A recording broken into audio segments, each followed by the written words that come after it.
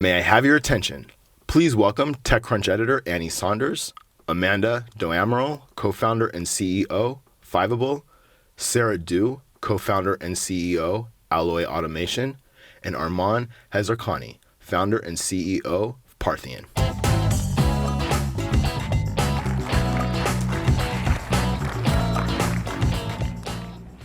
Hello, thank you so much for joining us here today. Quick programming note, there's going to be a QR code that flashes up on that screen there. If you want to ask a question, snap that, that's your opportunity. Once it goes away, there'll just be one more to ask a question, and otherwise, you're out of luck. So I just want to jump right into it. I have some questions pre-populated here till you guys start rolling in. Why do you believe your startups will succeed when one of the very things that keep startups going, venture capital, is kind of dwindling? Amanda, you want to start? Yeah. Hey, I'm Amanda, CEO and co-founder of Fiveable. So what we do is we started out writing a lot of content for AP students. I used to be a teacher, so that kind of transitioned me into basically scaling myself. And that has now evolved, so we not only create the content, but also spaces for students to study together. And I feel like for us, the reason why we will win is really like a student focus. Like being a teacher, I know what goes on right in the classroom. I know what stresses the kids out. I know how to talk to them like they're real people. And I feel like a lot of ed tech companies just sort of focus on the different stakeholders in the students' lives, and those are important people too, but at the same time it is very important for us to just get really narrow on the student. Yeah, for us, I think we got our start thinking we'd have to survive for a year on about $200K of funding. So that was before we successfully fundraised during the start of the pandemic. So there was a period where we thought we'd survive, and that actually created and seeded this company culture of doing just a lot more than what a typical one person in XYZ role can do. So we actually, maybe every week we get someone who's like, wait, your marketing team is only this many people? And usually they think it's 5x the size of what it is. And so we always have operated on the philosophy of cutting out inefficiencies across teams and just bureaucratic inefficiencies, and then making sure everyone is 5xing themselves. Yeah, so hi everybody. If you were upstairs, you already know I'm Arman. I'm the CEO and founder of a company called Parthean. We are a personal finance education company. We pair everybody up with a financial coach, and they work with you to create a learning path that is dedicated to you based on your interests, your goals, and your needs. And I mean, the reason why I think that we're still going to be successful despite the changes in the market is because I don't think that we were able to raise because of the hype. I think that the way that we think about the business is in a very fundamental way. Do we think that we have strong business fundamentals? Do we have the team to prove out all of the experiments that we naturally need to run as an early stage business? Do we believe that there's a big enough market that we can scale into? And despite all of the competitive differences and advantages and value propositions that I believe we have, I think fundamentally, I think we are going to succeed despite the changes in the market because, again, on a fundamental level, I think we have a really strong, compelling business. Okay. You guys all fundraised within the last 18 months, right? Okay. So when you were talking to investors, how did you explain to them unique or difficult to understand parts of your business? How did you describe the tough stuff? So one of the most difficult parts of our company for some investors to understand, and this sounds just wild, but all students can learn anything. And that is just not something that everybody believes in. Mm-hmm. And so we were starting with AP and getting, questions of well, those are the good kids, aren't they? And I'm like, well, that's not my investor, So I think for us, so the hardest questions was really, it really kind of was more about their values and how they understood education and what the student was going through and what happens in schools and convincing them that this is a need when they were very removed from the populations that I'm serving. And so that tended to be the hardest parts. Yeah, kind of following up on that, actually, it's we almost pre-qualified investors based on if they believed in the market we're in. So we build essentially what's e-commerce software. And a lot of investors were like, you're selling to SMBs, and like they don't even realize or think about the fact that Burberry, like large Fortune 500 companies, are pretty much e-commerce. And so we didn't necessarily want to go through the work of educating in our first round at least, but usually after say 1 or 2 rounds, like some investors came around, and then they also actually started reading our stuff. And so our thought leadership helped turn people around on certain areas they were confused about.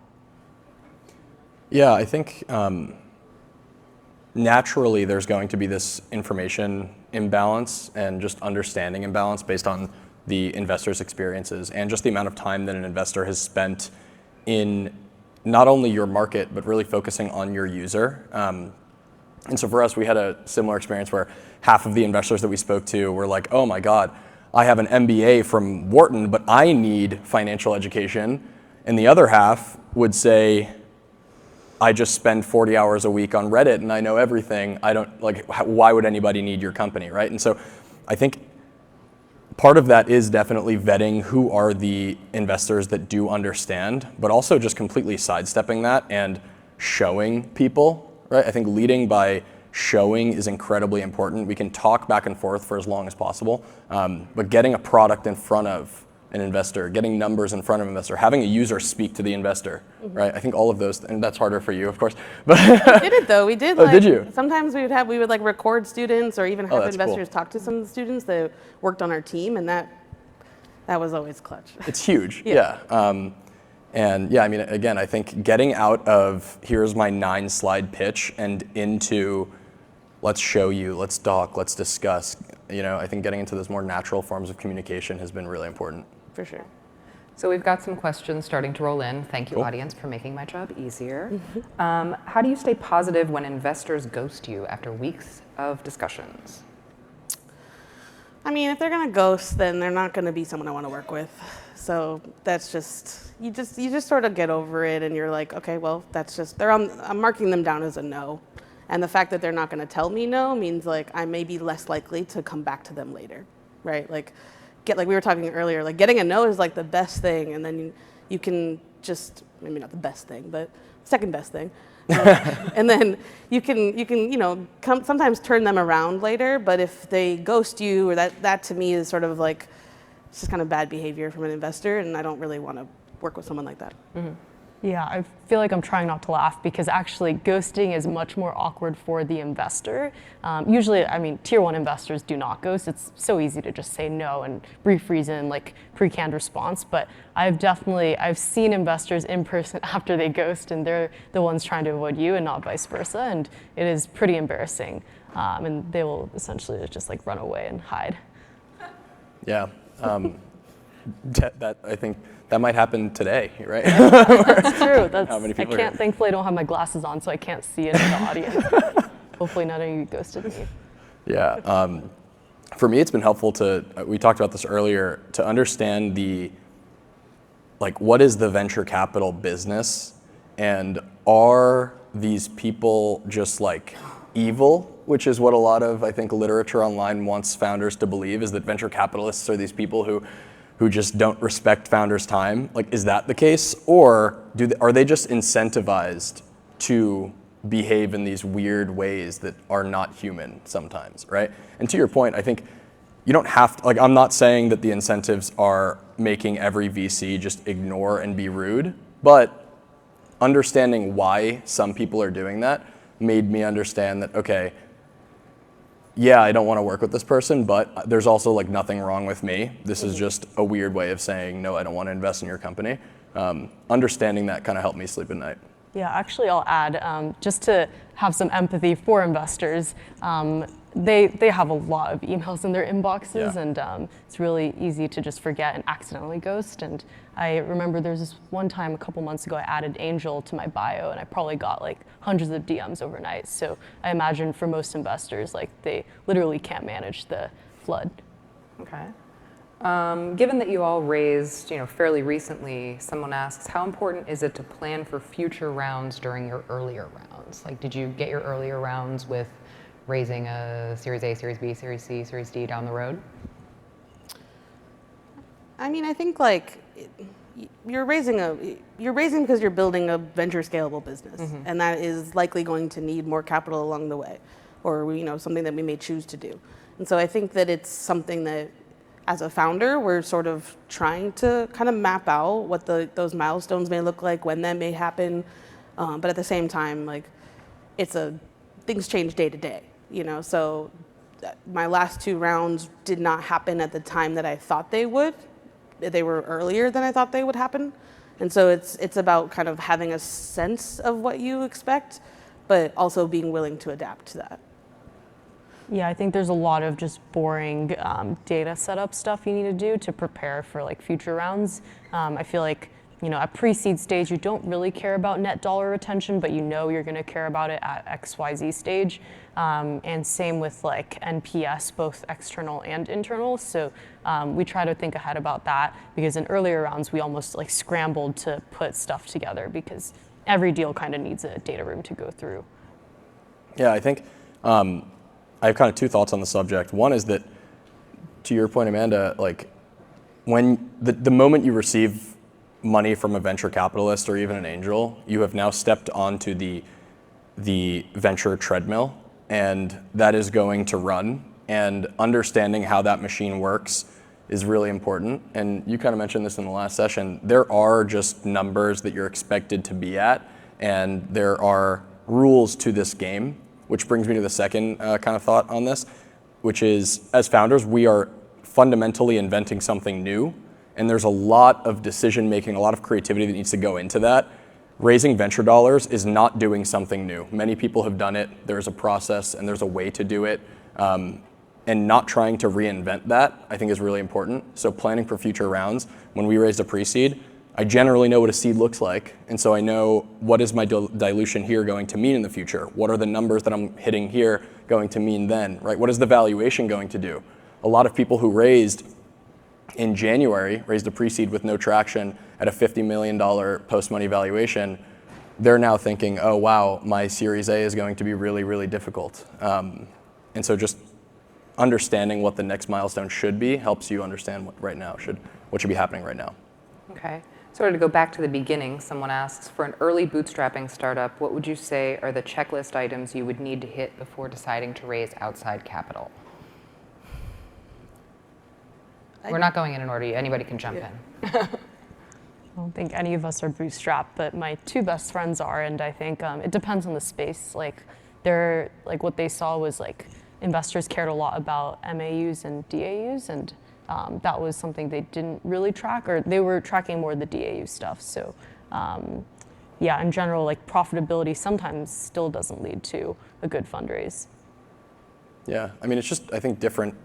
Again, I think about things in terms of games. They're just different games, and sometimes you can bootstrap a company that is intriguing to venture capitalists, where you have really sticky DAUs, MAUs, all these things. But a lot of times that's just not the case, and you're making a lot of money and you're growing really, really fast, but it's just not something VCs would be interested in, and that's okay. And I think a lot of people say that's okay in like a weird condescending way towards lifestyle businesses, but I actually mean that's okay. You can make a lot of money and make a lot of impact doing that. Yeah. Okay. How has the shift in the macro environment affected your 5-year plan, or has it not affected your 5-year plan? What's a 5-year plan? Yeah, that's probably too long. No, I mean, I think for our company, we're in ed tech. We started pre-COVID. It was just a different era, and then all of a sudden everything happened, and we were sort of right place, right time, teaching online, and then raising, and and now we're sort of like in this, like, still COVID, but we're here we are, unmasked, and things are kind of back, and students liked remote learning in some ways, but largely didn't, and that affected teachers so much, and so like the entire space has changed. There were assumptions and even just like actual like learnings that I had when I first started Fiveable, that are just not true anymore. And it's not because of anything we did, it's just the world has just literally changed. And so I think for us, it's just been constantly adapting to what's happening and And with the macro environment, I mean, we are kind of talking about this before, but like, I don't think the bar for me has really changed. I think it was hard before, and I think it's gonna be hard going forward for me to raise capital. Like, that's just how it's been. So it's about like, you know, like we've been saying, like just kind of being able to navigate that storytelling and meet the right people at the right time and kind of hit the mark on that. Yeah, I think I've always been pretty optimistic, so I don't know if we really have changed our 5-year plans, and honestly, 5 years was a quarter of my life ago, so I didn't really even have a job at that point, so hard to say. Yeah, for us, I mean, I think it doesn't change the 5-year plan. I think we face, as founders, difficulties and random things popping up, not only in the market, but on our teams and in many other places that pop up every single day. And if that changed the 5-year plan every day, then this would be a really, really difficult ship to try and drive.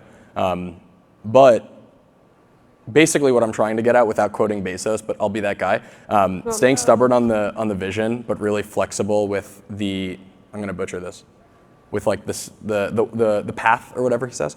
I think that's really important. And so for us, the specific example is that we raised some money in December, and I wanted that to last us a fair bit of time, and we had very long runway, we were doing well.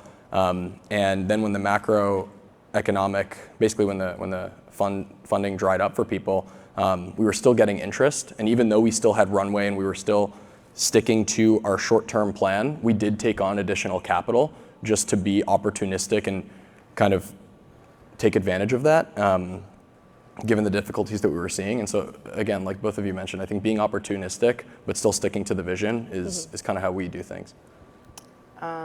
Okay, someone asks, what did you find to be the most valuable spaces to network in to connect with high-value angels? And I'd argue you could even go beyond that if you didn't take funding from angels. You know, how did you network to find the investors you found? I think it's like a kind of a domino of like meetings. You know, you're sort of like asking the people around you for intros, and then you just kind of keep going until you are talking to people that you just kind of never thought you could, or you know, realizing that you're only so many degrees away from people. And we've talked about Twitter a little bit too, and just generally people are pretty willing to like chat, and so sometimes it's just kind of shooting your shot. Mm-hmm. Yeah, and through customers and partners, actually, we've found the most alignment there and like the best money, because you're kind of asking them for more money, not just to pay for your product, but if they're willing to give it, that just means they believe in your company even more. So through that, and then also, I think you can't understate the value of Twitter, but also just like people following the herd, right? If you have a name brand investor, that's gonna do you the most in terms of finding the best angels. Yeah, for us, I think it was really different before we raised from institutional investors, and then after. There were really two things before. The first was Twitter.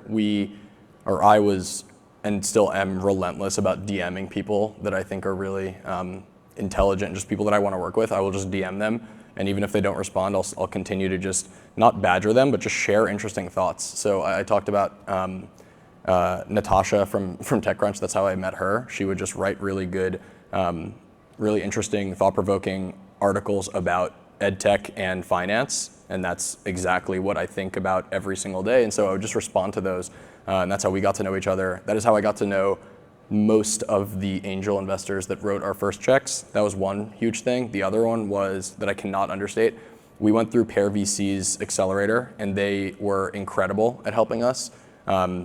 So yeah, I mean, that team is phenomenal. And then afterwards, just continuing to ask our existing investors for more introductions, that was huge. Okay, we've got minute 20 left. Do you have any advice for non-technical founders raising capital for the first time? Yeah, don't be afraid to do it. I'm not someone who considered myself as technical. I think that term is tough because now you can just kind of build anything, no code or low code. But in general, like, if you have a problem to solve, then surround yourself with people who can do the things that you can't, and pitch it. You know, like, it is sort of like worth it to put yourself out there and see what you can build. I'm technical, but I've never been asked to do a technical deep dive on any of my pitches, so I feel like it's totally unimportant, actually. Yeah, agreed. I'm technical and no one's ever asked me about that. Like one of our VCs recently was like, oh, you studied computer science? And I'm like, wow, yes, I did. And so that's one thing. I think that the times are changing. And the other is, like you mentioned, we all have holes in our backgrounds, and surrounding yourself by people who fill those holes is just a part of the game. And if you're non-technical, just filling that gap is, I think, really important. Okay, we'll do one more because several people have asked, and I'm also curious, why is it called Fiveable? We started supporting AP students. A 5 is the best score you can get on the exam. So we wanted a student to think of it as like, oh yeah, I can do that. Like that test is Fiveable. And it's sort of evolving over time as we go beyond AP and try to figure out like where we can kind of fit in. But sometimes I feel like our content is designed in a way where it's like a kind of explain it like I'm 5. So that's been helpful more recently too. Okay, well, thank you very much for coming to TechCrunch Disrupt and sharing all of your insights. And Thank you. Thank you all for coming.